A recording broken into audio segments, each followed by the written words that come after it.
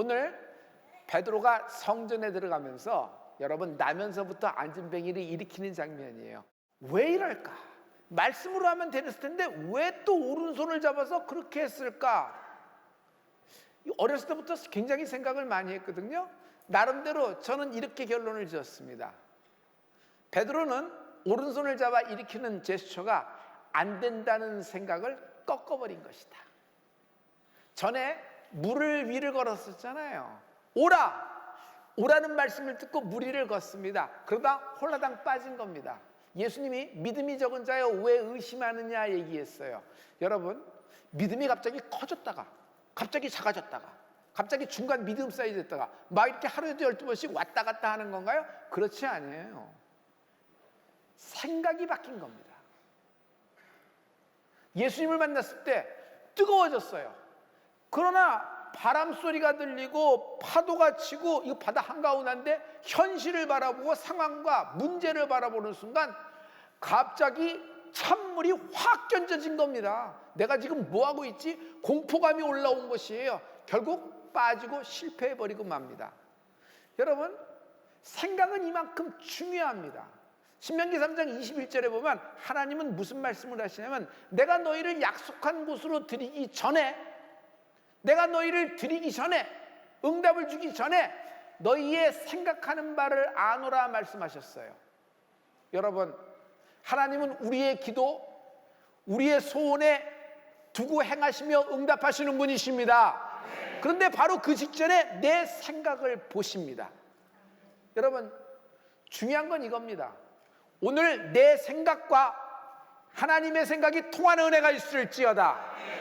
내 생각이 꺾어져 버리고 하나님의 생각이 임플란트, 인식되는 축복이 있을지어다. 제가 예수님 생각을 얘기할게요. 예수님은 간단합니다. 할 수 있거든이 무슨 말이뇨? 믿는 자에겐 능치 못함이 없느니라. 여러분, 입으로 선포하는 여러분 되길 부탁합니다. 그러면 여러분 말로 선포될 때 여러분의 상황에 성령의 역사가 운행하기 시작할 줄 믿습니다. 할 수 있거든이 무슨 말이뇨? 믿는 자에겐 능치 못함이 없느니라. 중요한 건 내 생각하고 하나님의 생각하고 다르다는 것이에요. 이사야서 55장 8절부터 9절의 말씀입니다. 다 같이. 이는 내 생각이 너희의 생각과 다르며 내 길은 너희의 길과 다름이니라. 여호와의 말씀이니라. 이는 하늘이 땅보다 높음같이 내 길은 너희의 길보다 높으며 내 생각은 너희의 생각보다 높음이니라. 하나님의 생각이 있어요. 근데 하나님의 생각이 가장 내 생각하고 달라서 문제가 되는 것이에요. 여러분, 말씀을 보면 하나님의 생각을 알 수 있어요. 그래서 말씀 속에 하나님의 생각이 있거든요. 이 하나님의 생각을 내게 임플란트 하십시오. 내 생각을 꺾어버려야 돼요. 그리고 하나님의 생각을 인식하는 축복이 있을지어다. 왜 생각이 중간에 바뀌죠? 기다림이 너무 오래 계속되기 때문이에요. 기다림이 이렇게 길어지면요, 기대감이 내려갑니다. 그리고 흔들립니다. 흔들린다는 건 뭐죠? 의심이 들어오기 시작해요. 두 마음이 되는 거예요. 하나님은 한 마음이 되라고 얘기하셨어요. 내가 이것도 생각하고 저것도 생각하고 짬뽕이냐 짜장면이냐 볶음밥이냐 짬짜면이냐 뭐 이런 고민이 아니에요. 중요한 건 내 마음이 있고 하나님의 마음이 있어요. 이것이 두 마음이 되지 않고 내 마음을 꺾어버리고 하나님과 같아지는 생각이 바뀌어지는 축복이 있을지어다. 여러분, 이것이 야고보서 1장 8절에 있는 말씀인데 하나님과 한 마음 되십시오. 왜냐하면 성령은 나의 스피릿, 영혼에 임하십니다. 내 영의 성령이 임하세요. 그러면 마음이 있죠. 마음은 뭐예요? 마음은 문이에요. 문이 닫혀 있어요. 마음 문이 얼어 있어요. 마음 문이 자물쇠로 잠겨 있어요. 아무리 하나님의 말씀이 이른 비와 늦은 비로 쏟아지더라도 다 튕겨져 나갑니다. 마치 장마철에 짱대비, 축복의 짱대비가 쓰였는데 자기 혼자 판초 입고 우산 들고 써 있는 거나 마찬가지예요. 그냥 옆으로 다 튕겨져 버릴 뿐입니다. 오늘 심령의 문, 마음의 문이 열리는 은혜가 있을지어다. 이 마음의 문이 열리면 이 안에 영에 있는 성령의 능력, 성령의 위대한 그 에너지가 나의 현실과 문제와 상황 속에 성령의 운행하심이 있을지어다. 여러분, 생각을 바꾸십시오. 인생이 풀립니다. 저는 이 신약의 사도행전의 이 말씀을 보면서 갈멜산 장면이 딱 오버래핑 됩니다. 엘리야의 생각을 하나님이 적고 있어요. 지금 몇 명과의 전쟁이냐면 영적 전쟁이 850명의 무당과 엘리야 혼자서 얘기하는 겁니다. 먼저 850명의 무당이 연합하여 난리를 칩니다. 아침부터 저녁까지 저들의 신을 부르나 묵묵부답입니다. 나중엔 급기야 자해까지 합니다. 그냥 피투성이고, 여러분, 그냥 850명의 무당이 널뛰듯 장단에 맞춰 널뛰고 있다고 생각하면서 얼마나 무섭고 두렵겠어요. 그러나 아무런 응답이 없습니다. 이제 엘리야의 차례예요. 엘리야가 어떻게 하는 줄 아세요? 무너졌던 제단을 다시 쌓습니다. 나무를 올려놓고요, 거기에 송아지를 각을 떠서 쫙 올려놓습니다. 그리고 이상한 일을 해요. 주변에 또랑을 파요. 또랑. 그리고 물을 통째로 갖고 오라 그래요. 한 통 갖고 오면 안 돼. 몇 통 갖고 와? 4통이나 갖고 와서 부으라는 얘기예요. 부으라. 기름 아닌가요? 불이 떨어지길 응답하면 기름을 부어야 되는 거 아니에요? 불이 떨어지려고 기도를 하는데 물을 부어서 되겠어요? 근데 그럼 물을 4통이나 붓습니다. 어디까지 넘쳐요? 그 마른 장작이 다 그냥 전부 다 물범벅이 돼요. 송아지엔 물로 그냥 껑쩍쩍쩍 쩔어버렸죠. 그리고 엘리야가 팠던 그 또랑 있죠. 그 또랑까지도 물로 가득 차오는 걸 볼 수 있어요. 이건 상식에도 안 맞고 논리에도 안 맞고, 이걸 불을 기다리는 사람이 어떻게 이렇게 할 수 있을까? 그러나 이 엘리야의 생각이 여기 있는 거예요. 하나님은 반드시 하늘에서 내 기도에 응답하셔서 불을 떨어뜨리실 것이다. 물이 아니라 이 자리가 홍수로 가득하여 물이 철철 넘치더라도 하나님은 하늘에서 내린 불로 먼 또랑까지도 다 핥아버리실 하나님을 찬양합니다. 결과가 열왕기상 18장 32절, 33절, 38절에 나와 있어요. 우리 이 말씀을 다 같이.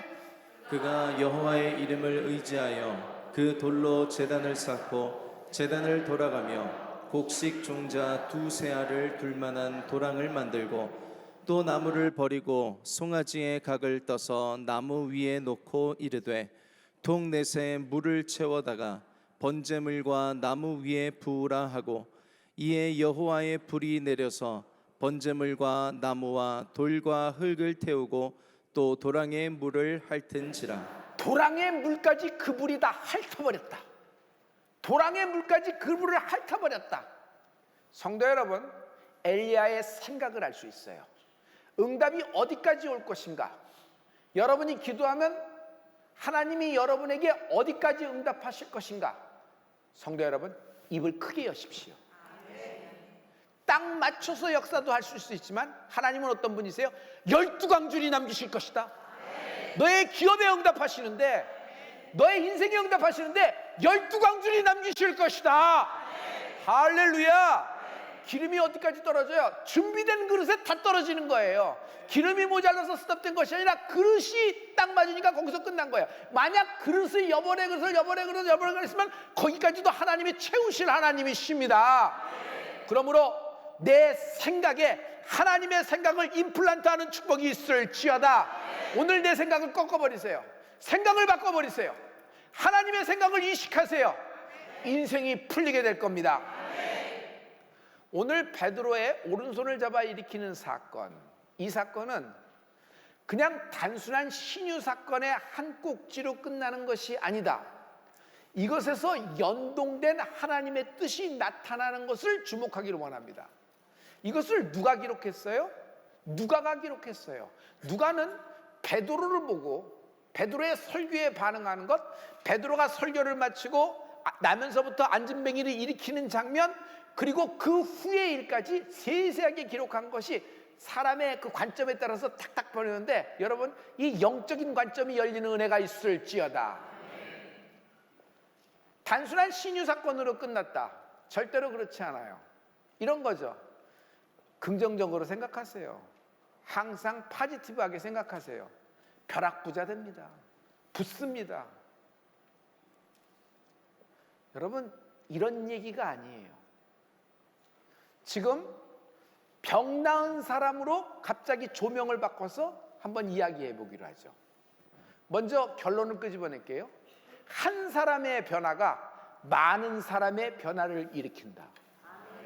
쓸모없는 사람, 이 사람은 구걸하던 사람이에요. 이 사람은 태어나면서 또 이런 안진뱅이였어요. 그러니까 이 사람은 뭐 그냥 운명과 팔자였어요. 사람들에겐 귀찮은 존재, 숨기고 싶은 사람, 수치스러운 그런 인생이었어요. 그러나 이 인생의 변화가 결국 많은 사람의 변화를 이끌어내는 모멘텀이 된다. 오늘 여러분의 생각을 바꾸는 변화가 많은 사람의 변화를 이끌어내는 축복이 있을지어다. 이 사람이 일어났다는 얘기로 사람들이 몰려듭니다. 인산인해가 돼요. 특별히 누가 오냐면 병든 자가 다 오는 거예요. 고쳤대. 아니, 그 사람이 고쳐졌어? 그럼 태어나면서 그런 건데 사고가 아니로? 그러면 데려가. 우리 집에도 누구 있잖아. 전부 다 몰려오는 거예요. 많은 사람이 올 때 베드로가 말씀을 전하는 거예요.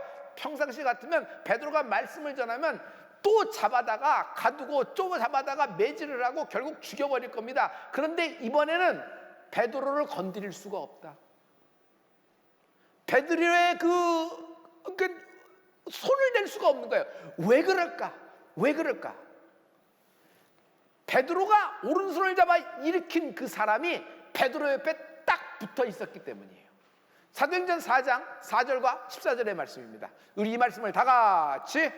말씀을 들은 사람 중에 믿는 자가 많으니 남자의 수가 약 5천이나 되었더라. 또 병 나은 사람이 그들과 함께 서 있는 것을 보고 비난할 말이 없는지라. 오순절 마가다락 방에서 성령 충만받고 뛰어나와서 제일 처음 역사하는 기적이에요. 기사와 표적이 나온 것이 이 사람이 일어난 거예요. 그런데 베드로를 비난할 사람이 없어요. 왜? 이 사람이 옆에 딱 붙어 있는 거예요. 그리고 그날 베드로의 설교의 처음 설교는 3,000명이 구원받았다는 걸 여러분 알고 계시죠? 그러나 이 사람을 일으킨, 그리고 이 사람에 관해서 얘기하면서 많은 사람이 몰려들었을 때 그때 초대교회 등록교인이 몇 명이 됐냐면 그 한 번의 예배에 남자 장정만 5,000명이 등록하였다. 여러분 놀라지 않으시는데 남녀노소 합치면 몇 명이에요? 이거 오병이어와 비슷한 거 아니에요? 하나님이 이렇게 역사하는 거예요. 왜 그러냐면 나면서부터 안진뱅이. 성경은, 사도행전은 이 사람이 몇 살 먹은지 나이까지 적어놨어요. 40세라고 적어놨어요. 여러분 아브라함, 야곱, 이런 특별한 사람 몇 명 제외하고는 여러분 성경에 그 사람의 나이가 있어요? 없어요? 없어요. 그런데 하나님은 이 나면서부터 안진뱅이 된 성전에서 구걸하던, 습관적인 구걸하던 이 사람들에게 수치고 귀찮은 존재로, 쓸모없는 존재로 여겼던 이 사람의 나이까지도 적어놨어요. 왜 나이까지 적어놨을까? 40세 이전까지는 자기는 운명과 팔자, 그것이 자기의 길이라고 삶이라고 생각하고 살았을 겁니다. 그러나 40세 이후 예수를 만난 이유는 그의 인생이 풀린다. 인생의 판이 바뀌어버린다. 할렐루야. 하나님은 이 안진뱅이가 단지 걷기만을 원하셨을까요? 다시 일어나 그냥 단지 일상의 회복만을 원하셨을까요? 나는 그렇게 생각하지 않습니다. 그는 신유, 하나님의 은혜를 입은 후에 일어났습니다. 그러나 그가 일어났더라도 그의 인생에는 그 다음 날부터 문제가 연거푸 꼬리에 꼬리를 물을 겁니다. 당장 생계는 어떡하죠? 직업이 없어졌잖아요. 그럼 무슨 직업을 택하죠? 건강은 어떨까요? 40년 동안 앉아 있었는데 다른 몸은 괜찮을까요? 그럼 이제 40세 먹었으니까 결혼도 생각할 텐데 결혼하려면 방은 어떻게 구하고 집은 어떻게 구하죠? 만약 이런 문제와 이런 상황, 이런 어려움 점들이 내 인생을 장악하고 내 인생의 주인이 되면 나라는 사람은 건강의 노예, 물질의 노예, 좋은 직업의 노예, 단 한마디로 얘기하면 성공의 노예가 되는 겁니다. 기억하십시오. 이런 모든 것들은 도구일 뿐 내 삶의 목적이 될 수가 없어요. 세상 사람들은 자기 삶의 목적이 물질입니다. 그래서 물질의 노예예요. 건강입니다. 그래서 건강의 노예예요. 직업의 노예입니다. 성공의 노예예요. 만약 이 가난에서만 벗어날 수 있으면 뭘 해도 경배해, 뭘 해도 절해, 누구에게도 노래해. 만약 성공할 수가 있다면 여기도 빌고 저기도 빌어. 언제든지 갈아탈, 환승할 준비가 다 돼 있는 거예요. 왜냐하면 이것이 내 삶의 주인이니까. 그러나 이것들은 성공과 물질과 심지어 건강과, 여러분, 이 모든 것들은 도구일 뿐입니다. 삶의 주인이 나라고 생각하세요? 내가 내 삶의 주인이라고 생각하세요? 여러분, 예수 믿는 사람은 내가 내 삶의 주인이 아니라 나의 삶의 주인은 예수님이십니다. 만약 내가 내 삶의 주인이 되면 해결해야 될 문제의 연속이 나의 인생입니다. 성령님은 어떤 분이에요? 해결할 도움이에요. 도움이. 출근하세요. 이거 청소해 주시고요, 이거 깨끗이 닦아 주시고요, 제자리에 놔 주시고, 환기 한번 시켜 주시고, 여기 물 주시고, 시간 되면 가주세요. 왜냐하면 24시간 있는 건 불편하니까요. 아니면 이쁜 바비 인형 하나예요. 내가 이쁘게 아주 귀엽게 내가 원할 때만 꺼내보는 바비 인형이에요. 그냥 인테리어 소품 중에 하나일 뿐이에요. 하나님은 나의 주인 되시지 나의 종이 아닙니다. 하나님은 나의 성공을 위한, 내 건강을 위한 도구가 아니라 말이에요. 어떤 상황과 어떤 환경이 벌어지고 어떤 우겨쌈을 당하는 어떤 환난 중이라도 하나님은 나의 주인 되십니다. 여러분, 예수 믿는 것은 성공하기 위해서 예수 믿는 것이 아니에요. 성공 열심히 하면, 예수 안 믿으면 성공하는 사람 있어요, 없어요? 많아요, 많아요. 그러면 우리는 성공하고 이 정도의 연봉과 이 정도의 건강, 이 정도의 가족의 행복, 이 정도의 기쁨, 이 정도의 성공 스토리를 갖고 있고 좋은 휴먼 이야기가 넘치는 사람이 밖에 나가서 전도할 특권을 가진 건가요?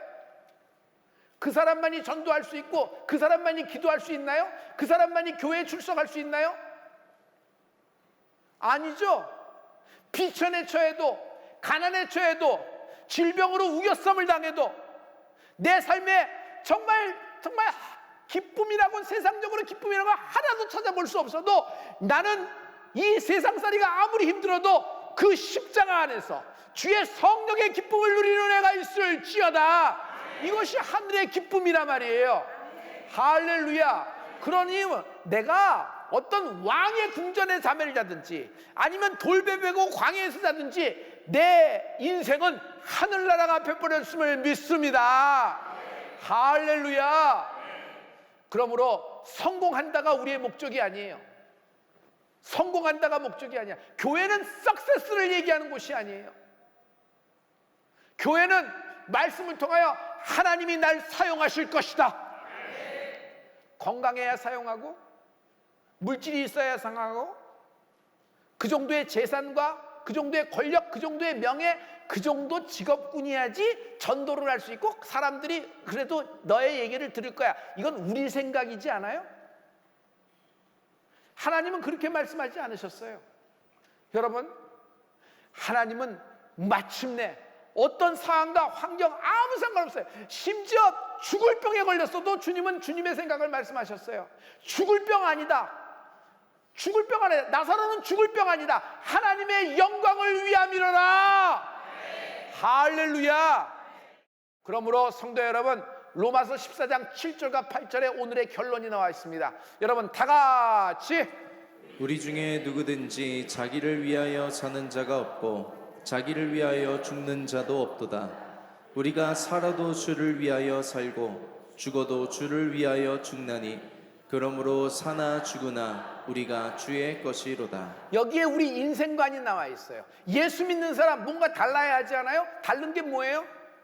살아도 주를 위하여, 죽어도 주를 위하여, 부유해도 주를 위하여, 세상에서는 물질을 얘기하고, 세상에서는 권력을 얘기하고, 명예를 얘기하고, 이름을 얘기하고, 학벌을 얘기하고, 세상에서는 학군을 얘기하며, 자가를 얘기하며, 세상에서는 몇 평을 얘기하며, 로케이션을 얘기합니다. 그러나 여러분, 이건 세상 사람 하는 얘기입니다. 하나님은 우리를 그렇게 평가하지 않습니다. 하나님은 우리를 사랑하는 자녀로 보고 계시는 것입니다. 불꽃 같은 눈으로, 나를 사랑의 눈으로 쳐다보고 계시는 거예요. 할렐루야. 지금 여러분, 가난과 기근과 적신과 환난, 그냥 우겨쌈을 당해도 여러분 허리를 펴십시오. 고개를 드십시오. 눈을 크게 뜨십시오. 당신을 통하여 하나님의 나라가 확장될 줄 믿습니다. 여러분, 40년 동안 구걸하던 사람이에요. 하나님은 그 사람을 일으켜서 그 사람을 통하여 5,000명이 예수를 믿을 수 있도록, 5,000명이 성령을 받는 사람이 될 수 있도록, 남녀노소 치면 몇 명이에요? 어마어마한 숫자 아니에요? 여러분의 모든 삶에서 한 사람의 변화가 많은 다른 사람의 변화를 촉발시킬 줄 믿습니다. 12광줄이 남기는 인생이 되리라. 12광줄이 남기는 인생이 되리라.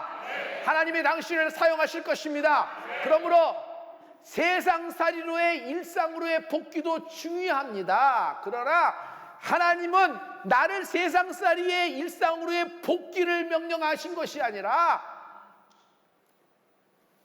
영적 세계의 복귀를 명하셨다.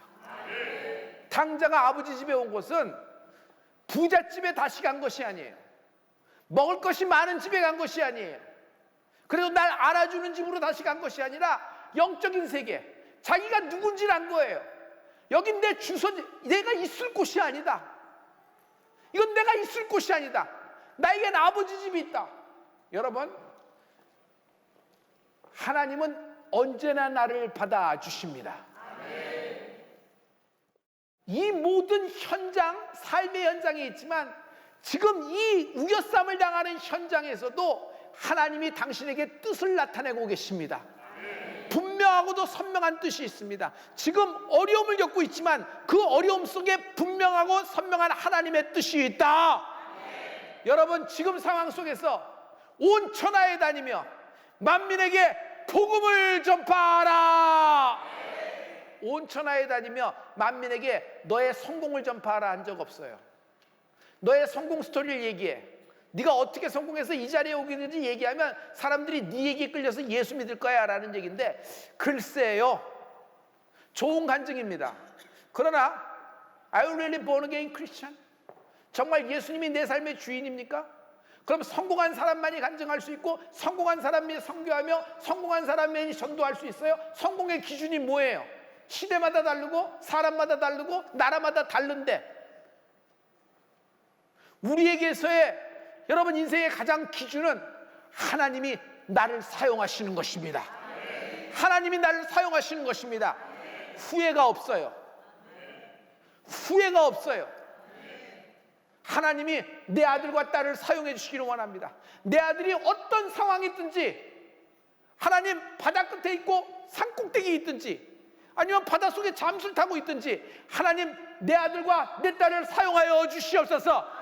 이것이 우리의 기도가 되기를 예수 이름으로 축원합니다. 하나님이 날 사용하시는 하나님의 뜻에 내 인생을 거는 축복이 있을지어다. 후회가 없을 겁니다.